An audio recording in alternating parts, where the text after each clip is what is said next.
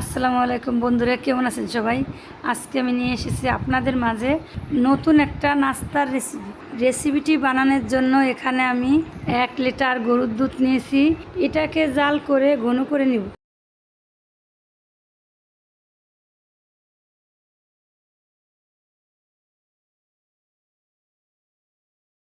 দুধটা অনেক ঘন হয়ে গেছে। পরিমাণ মতন গুঁড়া দুধ আর চিনি দিয়ে দেব। এখন সামান্য একটু লবণ দিয়ে দেব।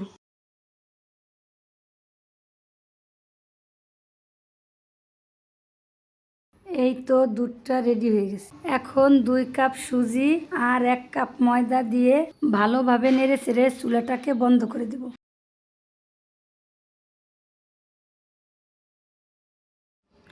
1 চামচ ঘি দিয়ে দিব।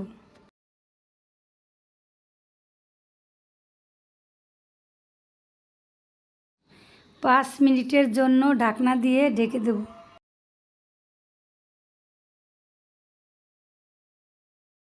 5 মিনিট হয়ে গেছে। এখন একটা বলে উঠিয়ে নেব। ঠান্ডা পানি হাতে লাগিয়ে এগুলো ভালোভাবে গরম থাকতেই মেখে নেব। হালকা গরম থাকতেই এগুলো মেখে নেব। এই মিশ্রণটা বেশি শক্ত করা যাবে না, একেবারে নরমও করা যাবে না। মাখানো হয়ে গেছে। মিশ্রণটার গায়ে সামান্য একটু ঘি দিয়ে মেখে দেব।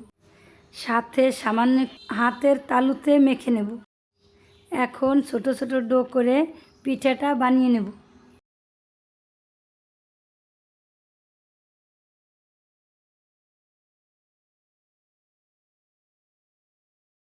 প্লেটের গায়ে একটু তেল দিয়ে মেখে নেব, যাতে পিঠাটা রাখলে উঠানোর সময় নিচে না লেগে যায়। পিঠাটা নকশি করার জন্য এটার গায়ে একটু তেল মেখে নেব। পিঠাগুলো একটা একটা করে নকশি করে নিব।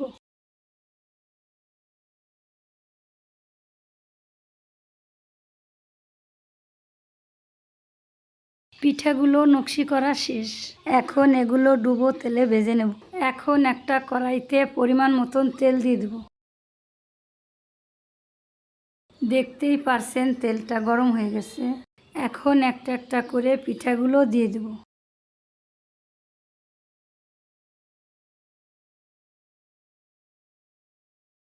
আমার ভিডিওটি আপনাদের যদি ভালো লেগে থাকে তাহলে লাইক, কমেন্ট, শেয়ার করুন। আমার চ্যানেলটাকে সাবস্ক্রাইব করুন। যারা ফেসবুক থেকে দেখছেন তারা আমার পেজটিকে ফলো করুন।